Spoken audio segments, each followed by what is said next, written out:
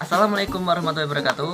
Perkenalkan, nama saya Dwi Santo dan rekan saya Raka Afgan Setiawan, Dikto Putra Pratama, Onggi Frediananto, kami dari Konversasi Akuntansi, Universitas Stekom Kendal. Oke, pada kesempatan kali ini saya akan menyampaikan hasil tugas kelompok pada mata kuliah akuntansi bisnis. Bagaimana? Cekidot.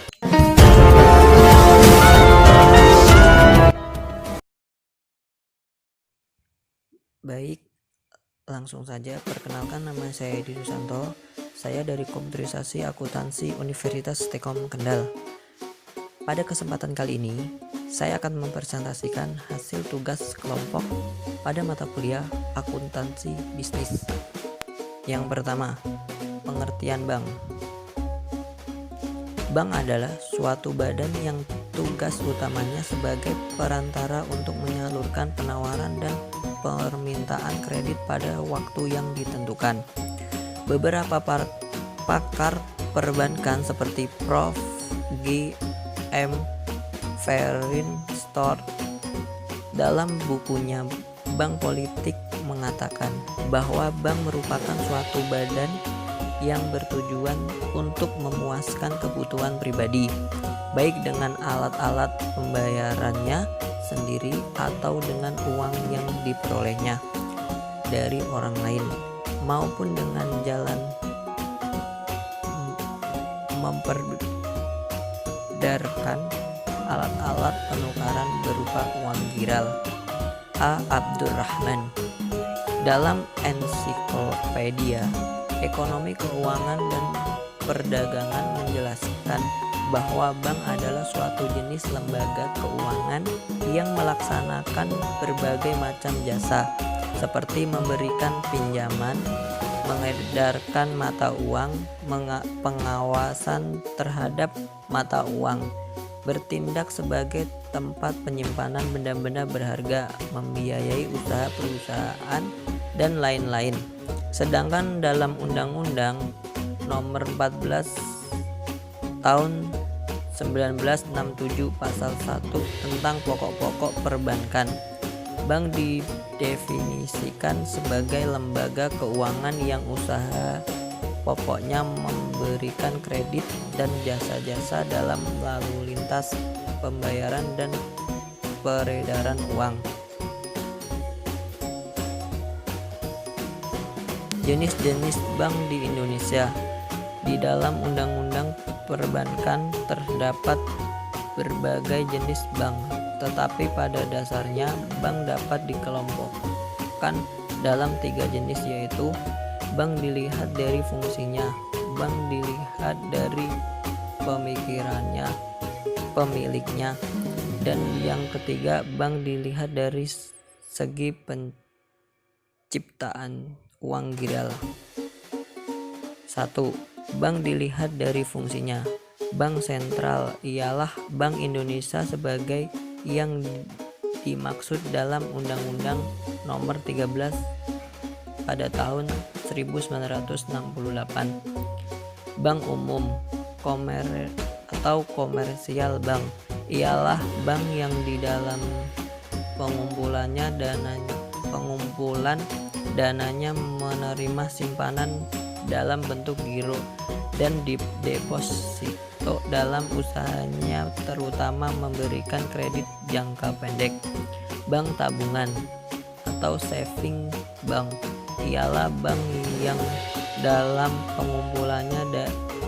pengumpulan dananya menerima simpanan dalam bentuk tabungan dan dalam usahanya, terutama memperbungakan dananya dalam kertas berharga.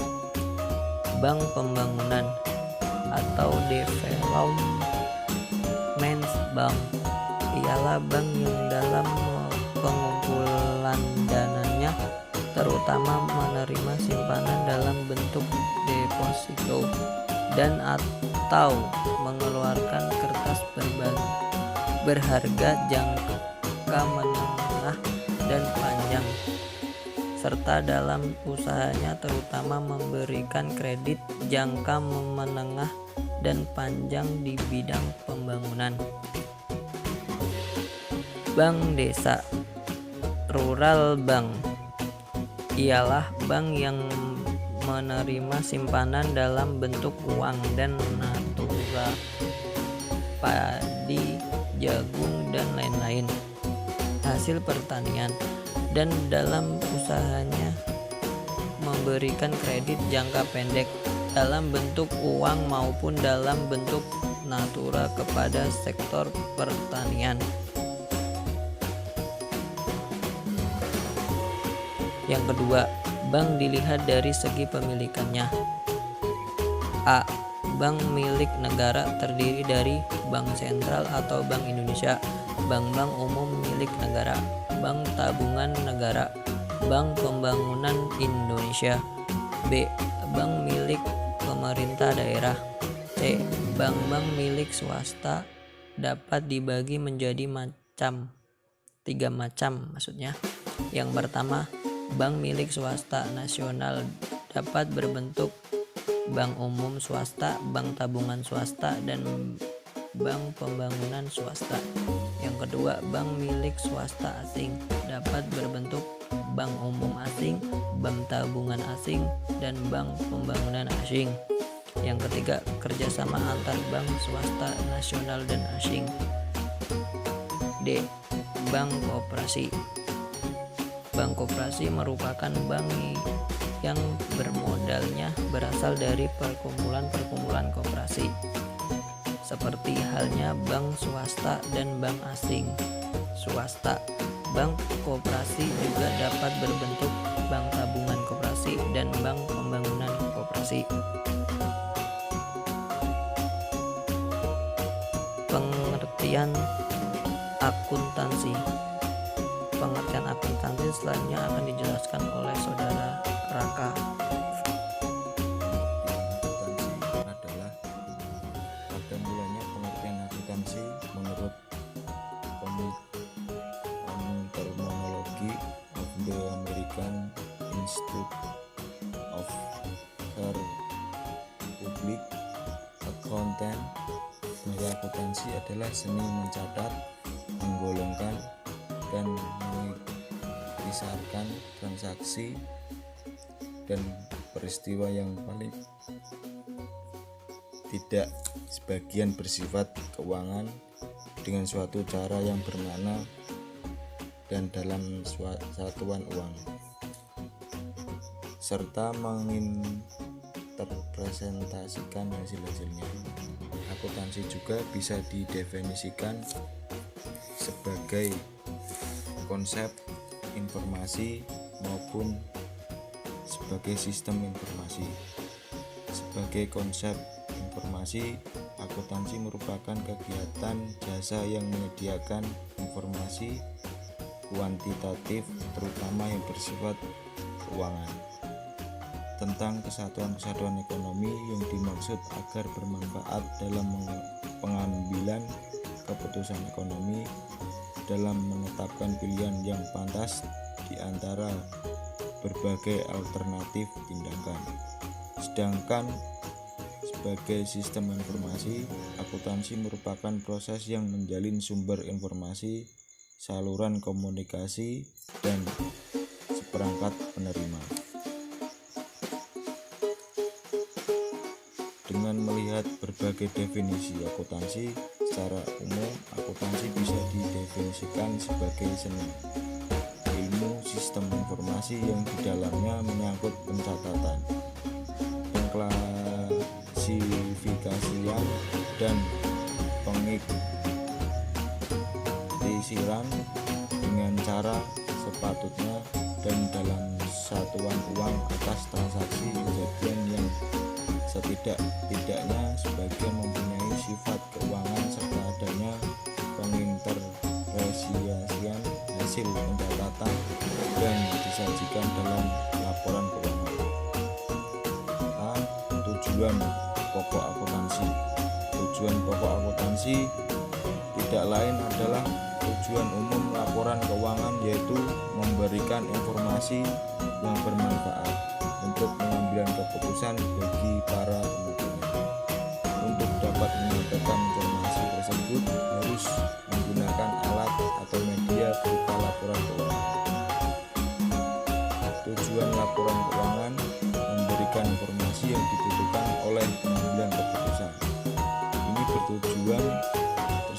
dapat saya berubah-ubah sesuai dengan kebutuhan warga, situasi dan kondisi ekonomi, politik, hukum maupun aspek lingkungan bisnis secara keseluruhan.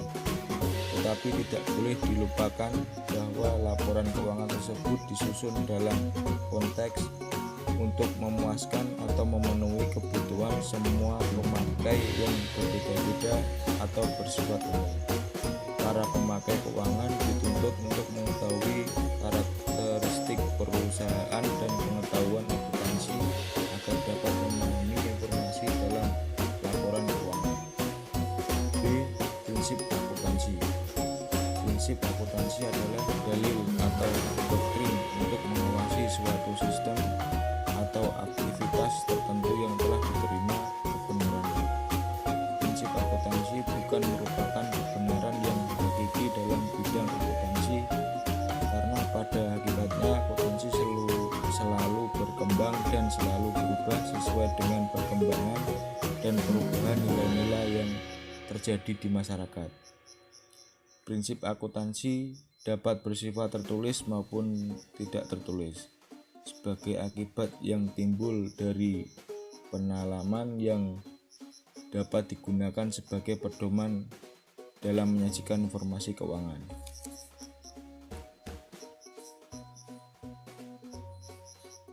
Prinsip akuntansi dibagi menjadi 6. Ini akan disampaikan oleh saudara Dikto. Prinsip akuntansi dibagi menjadi 6. A. Prinsip harga perolehan.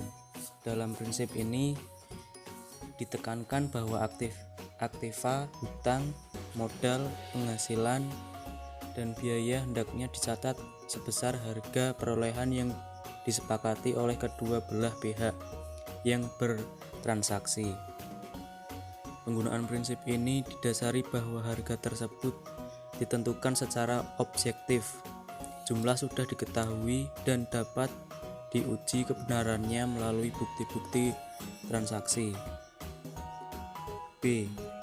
Prinsip realisasi penghasilan. Prinsip ini dasarnya mencakup pengertian, pengukuran, dan pengakuan penghasilan. Penghasilan adalah setiap pertambahan aktiva atau penurunan hutang yang timbul dari penjualan barang atau jasa selama periode akuntansi tertentu. Ada 3 metode dalam pengukuran penghasilan, yaitu 1. Pada saat penjualan barang atau jasa.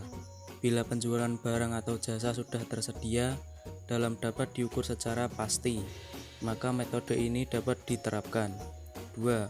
Pengakuan penghasilan dapat dilakukan pada saat sebelum melakukan penjualan.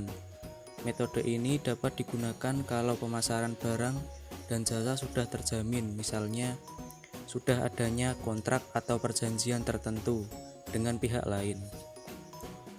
Kemudian harga sudah relatif pasti dan sebagian besar kegiatan untuk memperoleh penghasilan dimaksud sudah dilaksanakan. 3. Pengakuan penghasilan didasarkan pada saat penerimaan kas. Metode ini dapat dilakukan kalau resiko terjadinya piutang tidak tertagih atau jangka waktunya relatif lama.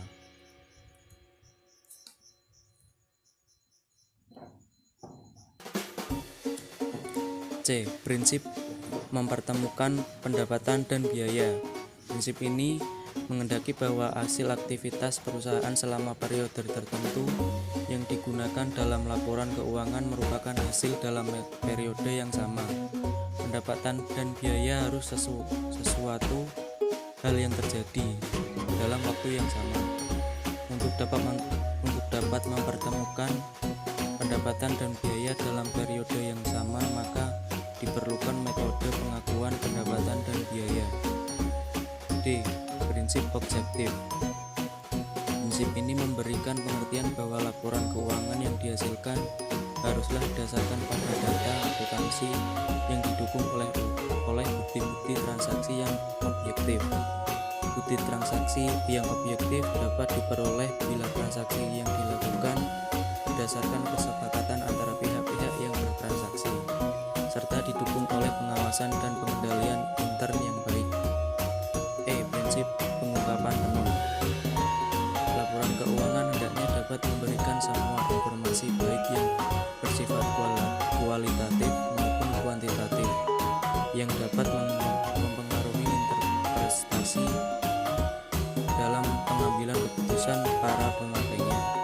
Untuk mencapai ini, maka laporan keuangan harus disusun secara baik sesuai dengan standar akuntansi yang disepakati umum.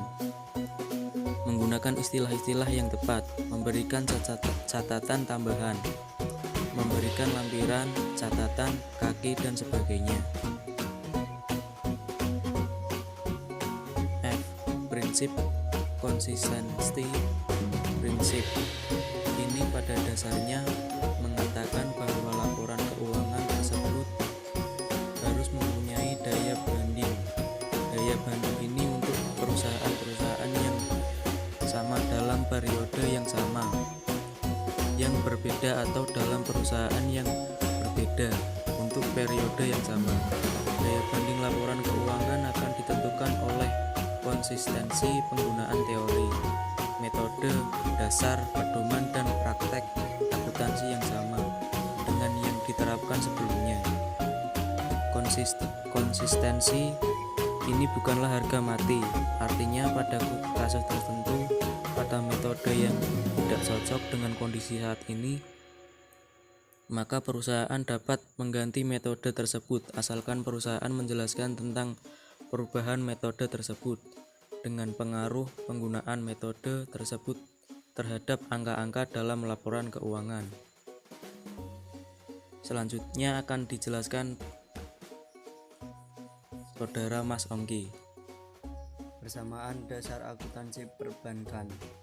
Pada dasarnya, kewajiban bank terdiri dari kewajiban terhadap pihak eksternal dan kewajiban terhadap pihak internal. Kewajiban pihak eksternal adalah kewajiban kepada kreditur atau pemberi dana atau deposan, sedangkan kewajiban pihak internal adalah kewajiban kepada pemilik modal. Dengan demikian, maka persamaan yang dapat dikemukakan adalah aktiva sama dengan hutang plus modal. Bila bank melakukan aktivitas, akan memperoleh pendapatan dan mengeluarkan biaya. Selisih pendapatan dan biaya merupakan laba bank. Laba bank merupakan komponen modal bank. Untuk itu, persamaan menjadi aktiva sama dengan hutang plus modal plus pendapatan dikurangi biaya atau aktiva plus biaya. Hutang plus modal dan pendapatan. Dengan persamaan dan penggambaran rekening buku besar, maka dapat disimpulkan bahwa A. Setiap penambahan aktiva akan didebet dan pengurangan aktiva akan dikredit. B. Setiap penambahan biaya akan didebet dan setiap pengurangan biaya akan dikredit. C. Setiap peningkatan hutang akan dikredit dan setiap pelunasan hutang akan didebet. D. Sedangkan penambahan modal akan dikredit dan penurunan modal akan didebet. E. Sedangkan pertambahan pendapatan bank akan dikredit dan setiap penurunan pendapatan akan didebet.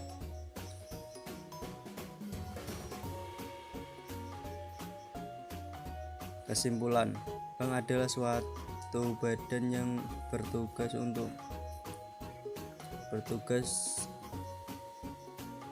utamanya sebagai perantara untuk menyalurkan penawaran dan permintaan kredit pada waktu yang ditentukan. Pada dasarnya, kewajiban bank terdiri dari kewajiban terhadap pihak eksternal dan kewajiban pihak internal. Kewajiban pihak eksternal adalah kewajiban kepada kreditur atau pemberian dana atau deposan. Sedangkan Kewajiban kepada pihak internal adalah kewajiban pemilik modal. Dengan demikian, maka persamaan yang dapat dikemukakan adalah aktiva sama dengan hutang plus modal. Tujuan pokok akuntansi tidak lain adalah tujuan umum laporan keuangan, yaitu memberikan informasi yang bermanfaat untuk pengambilan keputusan para pemakainya. Untuk dapat menyampaikan informasi tersebut harus menggunakan alat atau media berupa laporan keuangan. Saran: dilihat dari perkembangan akuntansi perbankan di Indonesia, seharusnya pemerintah lebih mengembangkan lagi sistem perbankan dan melahirkan sumber daya manusia yang profesional di bidang akuntansi perbankan. Pemerintah juga harus mensosialisasikan kepada rakyat tentang kelebihan menggunakan sistem akuntansi perbankan. Sekian presentasi dari kelompok kami. Jika ada salah dalam pengucapan, kami mohon maaf. Semoga bermanfaat. Jangan lupa like, comment, and subscribe. wassalamualaikum warahmatullahi wabarakatuh.